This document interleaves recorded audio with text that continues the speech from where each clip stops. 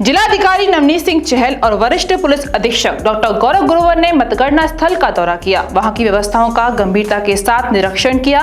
इसी दौरान उन्होंने अधीनस्थ अधिकारियों को आवश्यक दिशा निर्देश भी दिए। 7 चरणों के चुनाव संपन्न हो चुके हैं। अब बारी है मतगणना की। मथुरा में 55 प्रत्याशियों ने ताल ठोकी थी और कल यानी 10 मार्च को 55 प्रत्याशियों के भाग्य का फैसला होना है। आज मथुरा के डीएम और एसएसपी ने मंडी समिति का निरीक्षण किया। वहीं जो उनको कहीं कमियां दिखी तो उनको जल्द पूरे करने के निर्देश भी दिए। हम आपको बता दें कि मतगणना के लिए 70 टेबल लगाई गई हैं। एक विधानसभा के लिए 14 टेबल पर काउंटिंग होगी। ये तो आने वाली 10 मार्च ही बताएगी कौन होगा मथुरा वृंदावन से विधायक और किसकी बनेगी उत्तर प्रदेश में सरकार। हम आपको बता दें कि जिलाधिकारी ने बताया है कि सुबह 8 बजे से मतगणना का कार्य प्रारंभ हो जाएगा। सबसे पहले पोस्टल बैलेट की गणना होगी और 8:30 बजे से ईवीएम की गणना प्रारंभ हो जाएगी। उन्होंने बताया कि 5 विधानसभाओं के लिए 14 टेबल लगाई गई हैं। मतगणना कर्मियों को पूरा प्रशिक्षण दे दिया गया है और ब्रीफिंग कर मजिस्ट्रेट की भी तैनाती कर दी गई है। जिलाधिकारी ने बताया है कि निर्वाचन आयोग के दिशा निर्देश के अनुसार मतगणना कराई जाएगी। उन्होंने ये भी बताया कि मतगणना के बाद विजयी प्रत्याशियों द्वारा निकाले जाने वाले विजय जुलूस पर पूरी तरीके से प्रतिबंध रहेगा। वहीं उन्होंने बीती रात मंडी परिसर में हुए हंगामे को लेकर बताया कि आईडी कार्ड न होने को लेकर कुछ लोगों ने विरोध जताया था, लेकिन उस मामले को वहीं सुलझा दिया गया।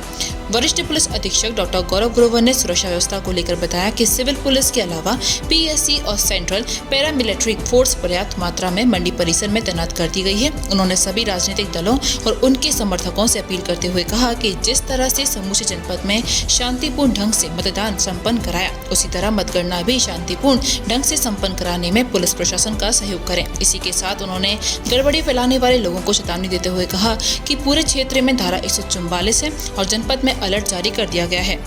असामाजिक तत्वों पर नजर रखी जाएगी और किसी भी तरह की गड़बड़ी फैलाने पर कठोर कार्रवाई की जाएगी। कल 5 विधानसभा की जो काउंटिंग की प्रक्रिया है वो यहाँ जनपद मथुरा में मंडी स्थल पर आयोजित की जाएगी।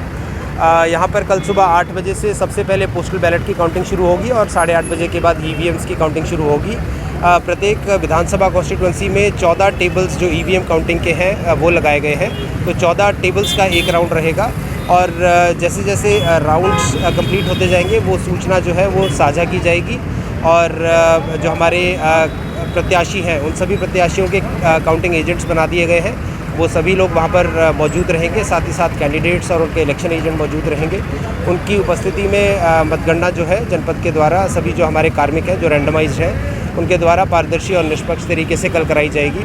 सभी सुरक्षा व्यवस्थाएं भी चाक चौबंद हैं। हमारे पास सेंट्रल पैरामिलिट्री फोर्स भी उपलब्ध है और पुलिस की भी पर्याप्त व्यवस्था है। सभी मजिस्ट्रेट्स की भी तैनाती हो गई है और उनकी ब्रीफिंग भी कर दी गई है। तो जो भी भारत निर्वाचन आयोग के जो दिशा निर्देश हैं उनके अनुरूप जो काउंटिंग की पूरी प्रक्रिया है, जिस प्रकार से मतदान की 10 फरवरी को प्रक्रिया बड़े ही शांतिपूर्ण तरीके से निष्पक्ष रूप से कराई गई थी, उसी प्रकार से हम कल कराएंगे, ऐसा हमें पूर्ण विश्वास है। एक आई कार्ड को लेके एक इशू एक क्वेश्चन एक कैंडिडेट ने वहाँ पर उठाया था जिसका रिजोल्यूशन वहीं पर ही हो गया था।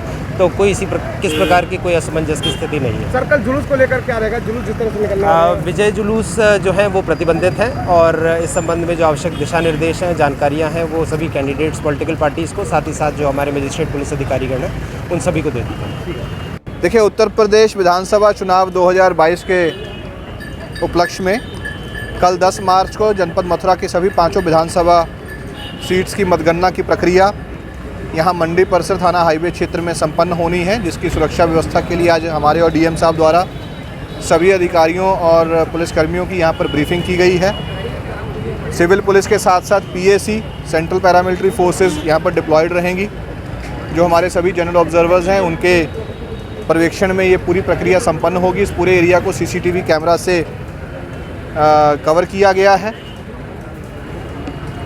यहाँ पर जैसे कि 10 फरवरी को वोटिंग की प्रक्रिया पूरे जनपद में शांतिपूर्वक ढंग से संपन्न हुई थी। मुझे पूरी आशा है कि सभी पॉलिटिकल पार्टीज़, सभी प्रत्याशी, उनके समर्थक व पोलिंग एजेंट्स इस पूरी प्रक्रिया को शांतिपूर्वक ढंग से संपन्न कराने के लिए सहयोग करेंगे।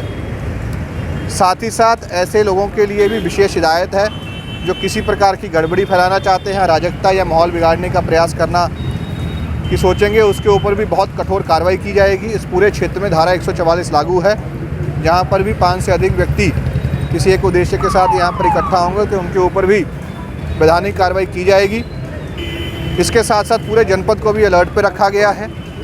विगत कुछ दिनों की गतिविधियों या घटनाओं को देखते हुए ऐसे व्यक्ति जो माहौल बिगाड़ने के लिए, सांप्रदायिक सौहार्द बिगाड़ने के लिए किसी प्रकार का भी कोई प्रयास करेंगे तो उनकी गतिविधियों पर भी प्रत्यक्ष और अप्रत्यक्ष रूप से नज़र रखी जा रही है।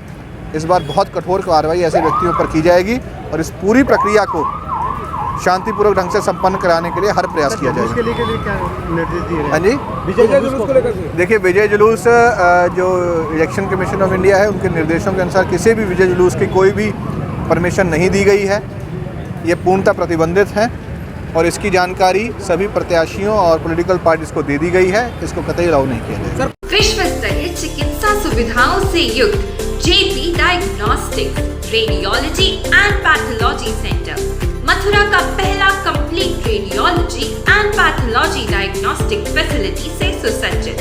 Doctor Deepak Agrawal and doctor Nidhi Agrawal, JSR tower, Govardhan crossing, NH 90, Mathura.